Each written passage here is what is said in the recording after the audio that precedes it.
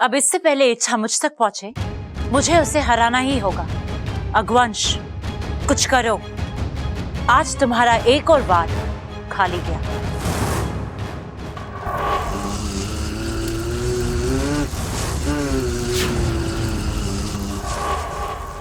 आम आदमी मेरा वार झेल ही नहीं सकते। पता नहीं ये दादी कैसे झेल गई। एक और कोशिश करते हैं।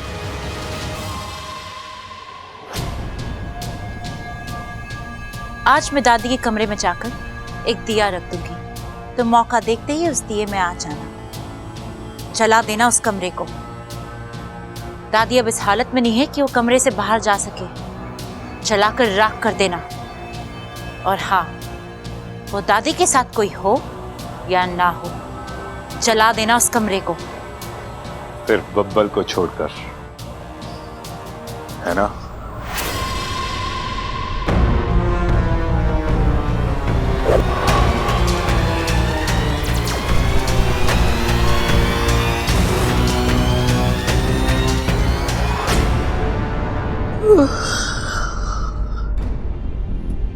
शिव जी, ये कौन सी जगह है? ये तो कोई स्टोर रूम लग रहा है।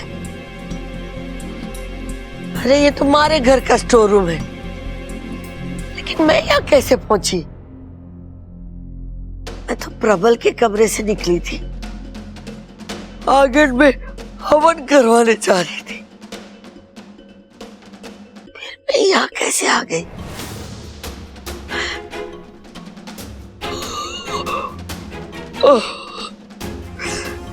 कैसे आ गई?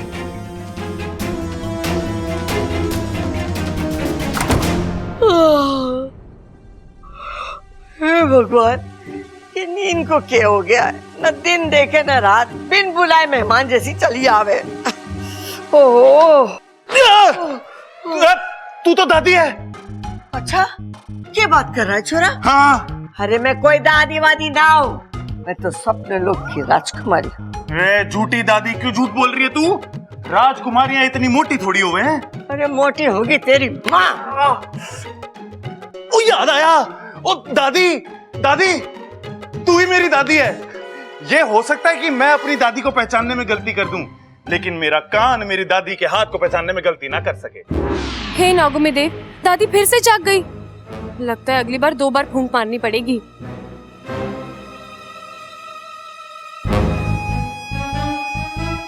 ये हो क्या रहा है? घर में इतना रेडियो भी ना बजता जितने मेरे कान बज रहे हैं।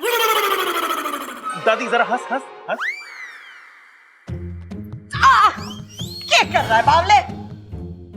अरे दादी ये सब छोड़, तू मुझे ये बता दादी, तू ठीक कैसे हो गई? अरे मने क्या हुआ? मैं तो ठीक ठाक हूँ। अरे मुबारक हो दादी, पधारो हमारे देश। भूलने वालों की मंडली में आपका स्वागत है दादी। बावले मैं कुछ ना भूली हूँ। भूली है दादी, बहुत कुछ भूली है। अभी थोड़ी देर पहले हवन की आग में तू झुलस गई थी ना। अरे मैं कुछ ना भूली हूँ, मैं ठीक ठाक सही सलामत हूँ। तू भूल रहा है। निकाल अपनी लाल किताब और हट मारे रास्ते से, मैंने काम है। घर के बाकी लोगों ने इन्हें ऐसे देख लिया तो गड़बड़ हो जाएगी, मेरा राज खुल जाएगा। राज? अरे हमारे घर में तो कोई किसी से कुछ छुपाता ना है, फिर ये राज की बात कौन कर रहा है? देखना पड़ेगा। इस बात का तो इस किताब में कोई रिकॉर्ड ही ना है। ये दादी जले हुए भुट्टे से कच्चा भुट्टा कैसे बन गई, पता लगाना पड़ेगा।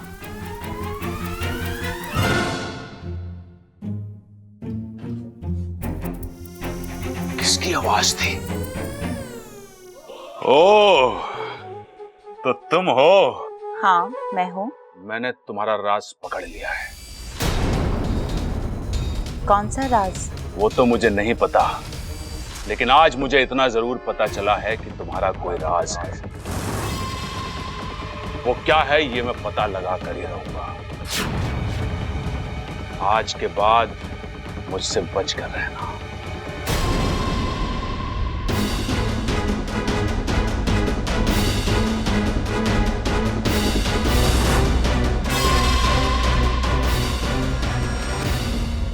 शिव जी की घनी कृपा है हम पर।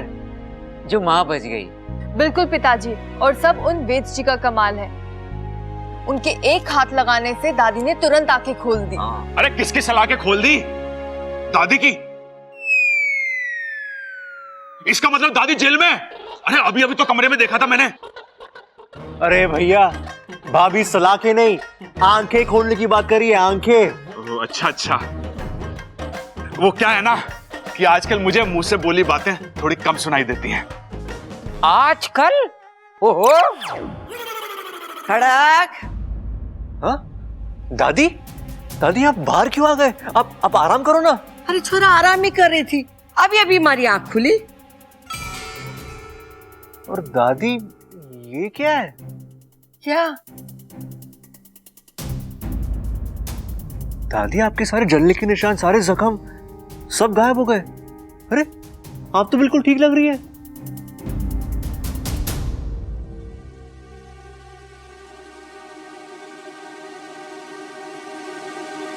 अरे क्या हो गया तुम लोगों को? जिसको देखो बोल रहा है ठीक लग रही हो, ठीक लग रही हो। अरे मैं बिल्कुल ठीक हूँ, मैंने कुछ ना हुआ है।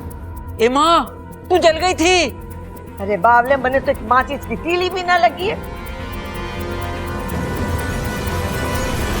अरे दादी, आप यहाँ हवन के लिए बैठी थी, इधर अब मंत्र चल रहे थे और फिर अचानक आग भड़की और आप उसमें झुलस गई।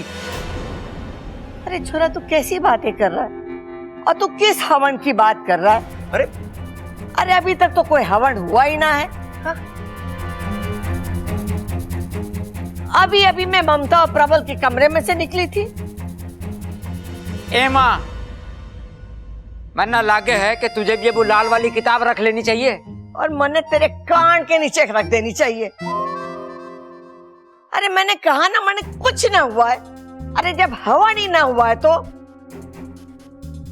अब मुझे तो लगता है दादी को सदमा लगा है। हाँ छोरी, मन्ने भी ऐसे ही लगे है। सदमा लगने से लोग चीजें भूलने लगते हैं। पिताजी, मुझे भी बचपन में कोई सदमा लगा था क्या? ना ना बेटे, तू सदमा खाने के लिए नहीं, तू तो सदमा देने के लिए पैदा हुआ है, हा?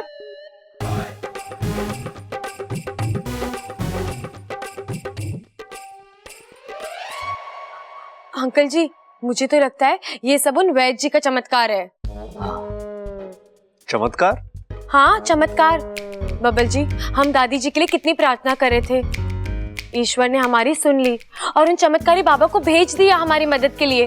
उन्होंने दादी को पूरा ठीक कर दिया, यहाँ तक कि उनके दिमाग से उस हादसे की यादें तक मिटा दी।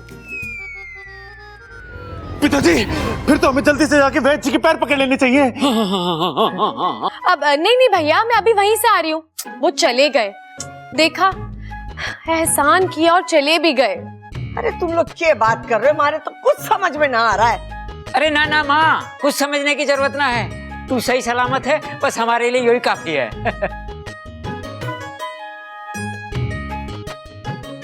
हाँ बच गए बस।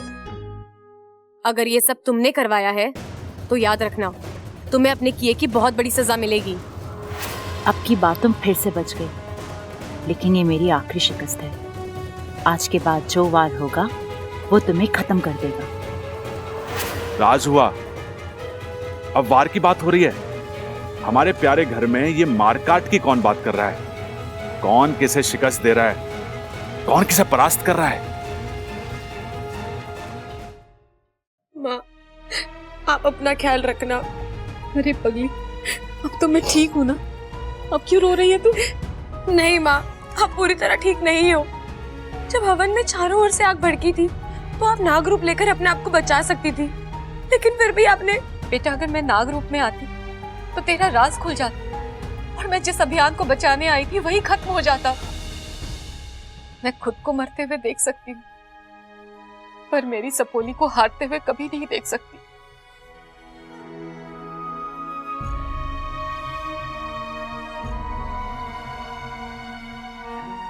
देखना माँ, जिस किसी ने भी आपका ये हाल किया है ना, मैं उसे छोड़ूंगी नहीं।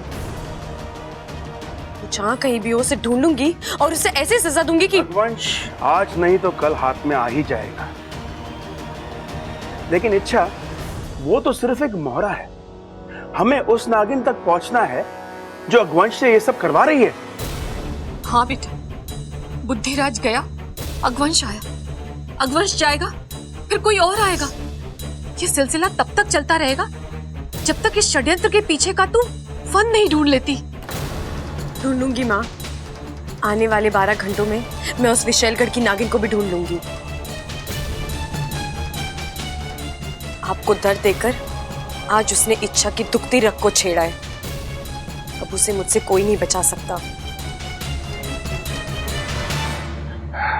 क्या था वो सब?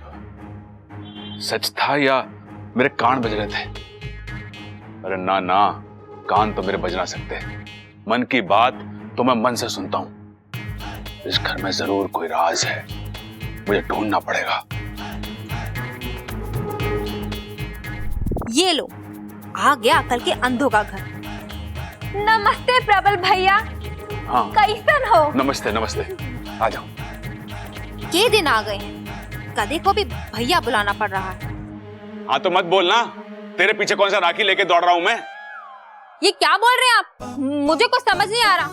हाँ सब समझती है तू। टोकरी की सब्जी, ऊपर की ताजी अंदर की बासी है। अरे ममता, ये सब्जी वाली आई है, कुछ लेना है तो ले ले। लेना तो पड़ेगा बेवकूफ। वैसे भी जब से 1000-500 के नोट बंद हुए हैं, धंधा मंदा है। अब यहाँ जी भर के लूट करूंगी और छुट्टे पैसे ले जाओ।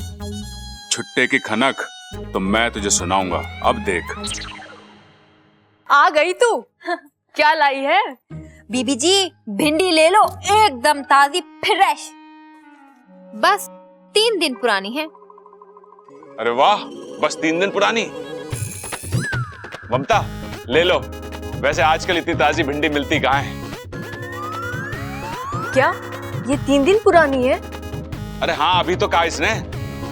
नहीं नहीं, मैंने कब कहा? वो तो मैं सोच रही थी। क्या सोच रही थी तू? क्या सोच रही थी मन में? अरे छोड़ो ना दीदी, आप ये टमाटर ले लो, एकदम ताजे और सस्ते। पूरे मार्केट में 10 रुपए का भाव है, यहाँ 80 में चुका देती हूँ। अच्छा एक मिनट, कितने के दिए ये? भैया जी 80 के। हाँ 80 के ना? हाँ। हाँ 80 के। अच्छे।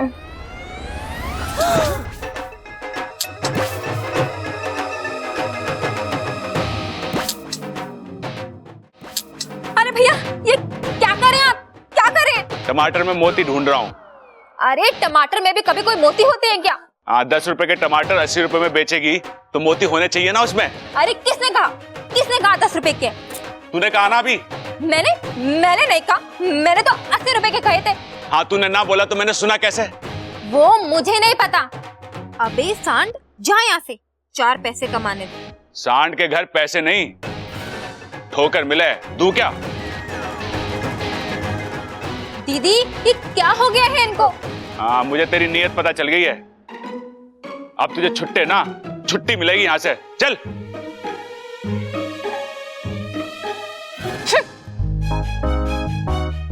आपने उसकी मन की बात भी पढ़ ली?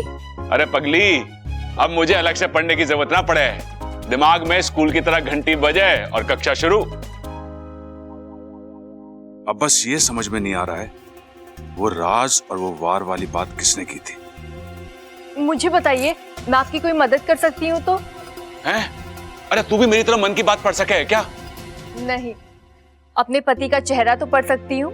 ये कोई चमत्कार नहीं, जज्बात है। बताइए ना। हाँ बताऊंगा, अभी नहीं, बाद में।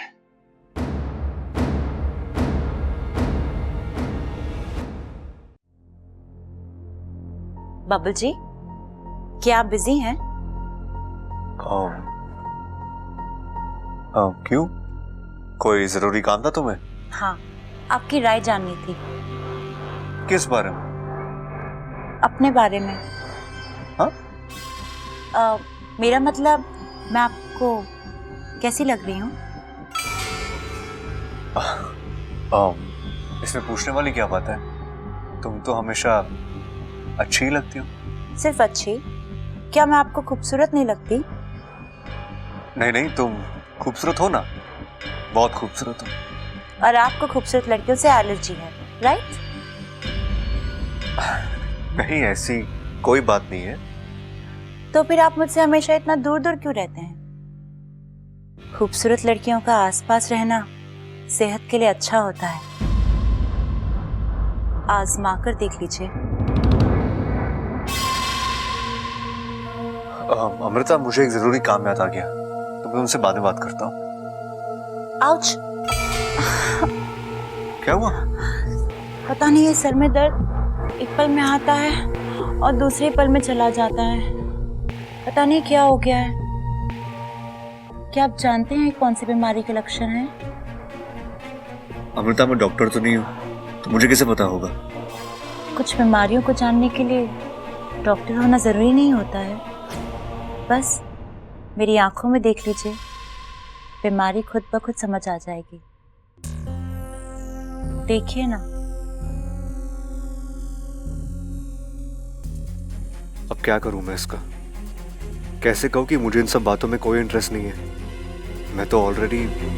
बबल, अब दादी आ गई। दादी, अमृता की तबीयत ठीक नहीं है, आप एक बार देख लीजिए, और अगर जरूरत पड़ी तो डॉक्टर को भी बुला लेते हैं। क्या हुआ छोरी? बुखार उखार का चक्कर तो ना है? हाँ, बस वो जरा सा सर में दर्द था। जरूर तूने सुबह से कुछ ना खाया होगा। अरे खाली पेट में भी सर में दर्द हो गए है। ये आजकल की छोरियां भी ना, वो क्या कहते हैं, क्या कहते हैं उसमें, जिसमें वो खाना पीना छोड़ देते हैं। अब दादी, डाइटिंग डाइटिंग डाइटिंग, अरे डाइटिंग वाइटिंग के चक्कर में पड़ के अपनी तबीयत बिगाड़ लेते हैं। अरे मारे तरह खाओ पियो और फूल लो। हाँ, मैं थारे लिए खाना भेजती हूँ। बबल, चल मारे साथ, तेरा काम है वही।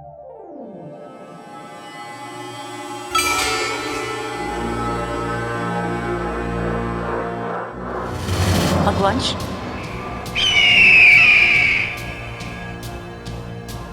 क्या हो गया इसे? कहाँ ले जाना चाहता है? क्या दिखाना चाहता है मुझे?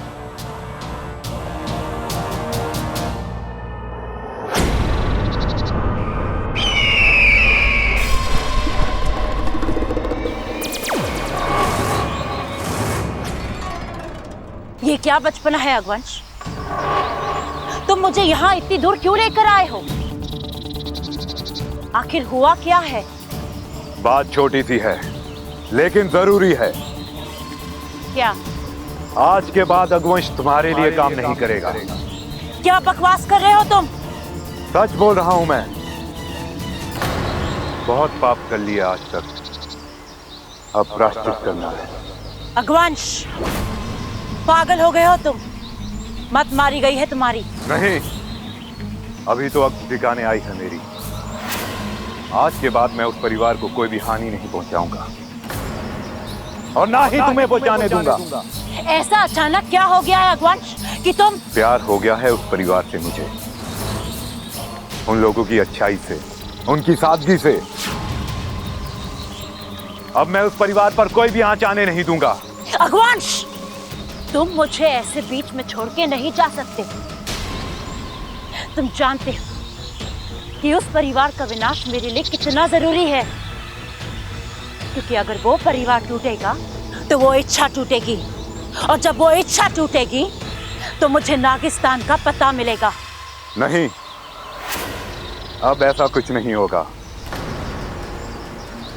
अब ना तो पहलवान परिवार खत्म होगा और ना ही तुम कभी नागिस्तान पहुंच पाओगी, क्योंकि तुम्हारे हर रास्ते में दीवार बनकर ये अगवंश खड़ा रहेगा। अगवंश! मैं उस परिवार को अपना मान चुका। अब तुम तो क्या, तुम्हारी 10 पुश्तें भी उस परिवार का कुछ नहीं बिगाड़ सकती। अगवंश!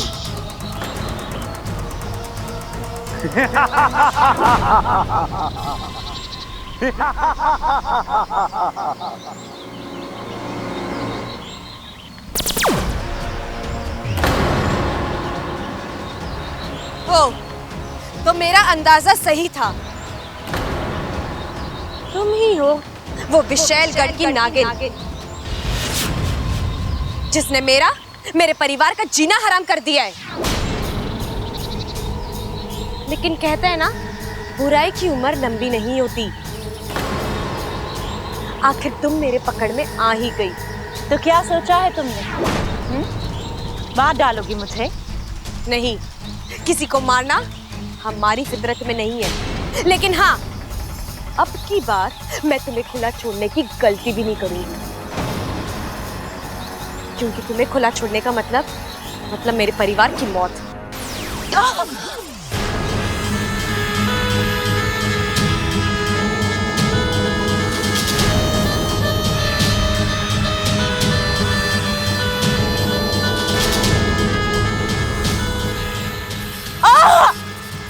आज से, बल्कि अब से तुम हमारी गिरफ्त में हो, और अब तुम्हारी आखिरी सांस तक तुम इस कैद से छूट नहीं पाओगी।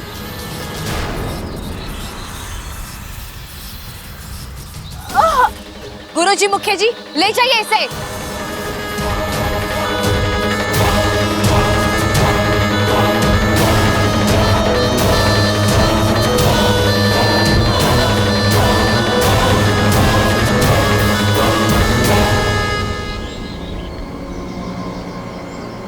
अच्छा मुबारक हो, हमारा दुश्मन पकड़ा गया।